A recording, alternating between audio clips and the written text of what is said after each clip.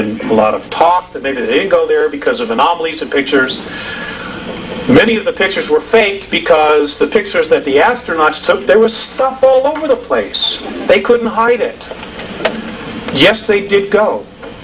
But yes, there's been a manipulation of other things put in there that supposedly looks like our astronauts. So, you know, we have to use common sense when we look at these things. The next slide, please. Did our astronauts see things? Absolutely. Mornay has told me that the United States government, just our government, has at least 53 of its own UFOs, flying saucers, that are stationed on the moon, on the far side. And I'm going to show you where he says they are. It's in one of the slides. They did, but they were told to shut up, not say anything. Many astronomers who have been taking a look at the moon, many of the lunar rovers and the cars that they drove have disappeared. They're no longer there. You know, well, they just didn't get up and float away. Okay, the moon has got gravity. Especially on the far side, it's got gravity. Mornay has told me that if you take Copernicus crater and you stood at the bottom, that the gravity is equal to that of Chicago. As if you were standing in Chicago. Because again, it is not the rotation. It is apparently the sunlight. The sun's radiation that creates gravity. This is what they say. Now, our moon does not turn on its axis. It rotates around the Earth, but we primarily just see one side, or only 59% of it. By the way, our moon's the only one that does that. You know, it's the only one. Next slide, please. Okay, this was taken out of National Geographic. This was in the early 1950s. This was NASA's idea of what moon bases would look like. They, in fact, did do this and create this in February of 1958. So when Kennedy said, you know, we are going to send man to the moon, part of our government, primarily the NSA, was already there. They were already there. Now, folks, you don't hear much about the Russian space program, but let me tell you something. They are a major player, and they are also here. And they don't work for us, neither does the NSA. They work for international bankers who are the new priesthoods for extraterrestrials. And we're going to cover that. Next slide, please. Okay. According to the Andromedans, there were primarily 9 huge dome cities on the moon, the front and the back. They housed up to 5 million extraterrestrials at one time. There was water, there was vegetation, there was everything they needed. Okay, and these covered hundreds of miles. You know, so when Richard shows you the pictures of the things, you know, the shards, so many miles tall, 9, 10, 15 miles, whatever it is, he's right. He's absolutely right. You know, but there's more. There's more. Okay, next slide. Okay. This is along the equator on the far side of the moon. This is what's left of a pyramid. There are 4 pyramids on the moon. Excuse me. Okay, now I can assure you that the pharaohs, just to practice, did not take the Hebrew or the ivory up here, build one, then bring it back and do it right in Egypt. Didn't happen.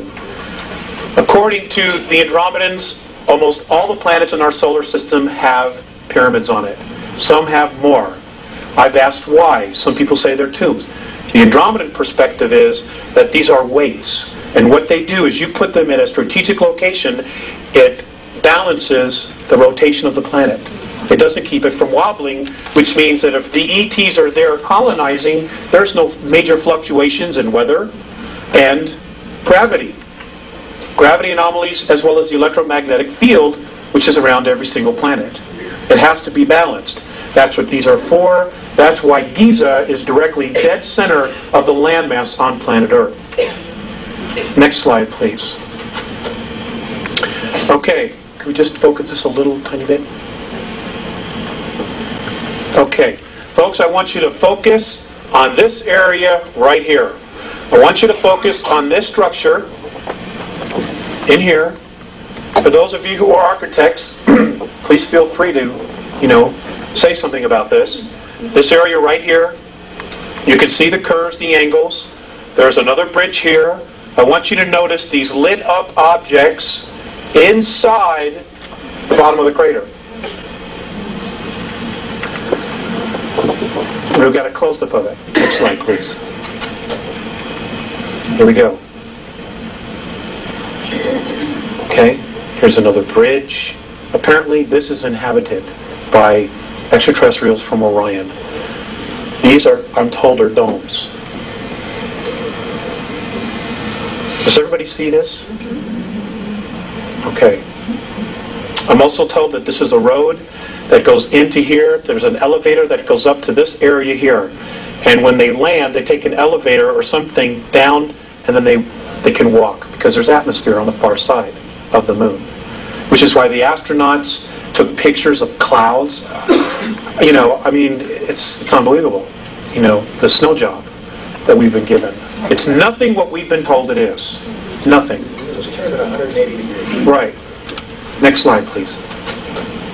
Okay, I want you to focus on this.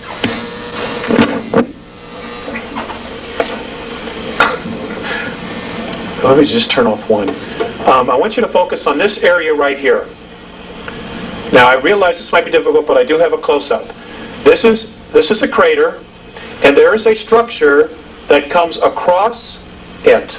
You can see the sun coming through this way. You can see it shining right here underneath, and you can see this is still in the shade. This structure here. This is a 21-mile long bridge. Next slide, please. Here.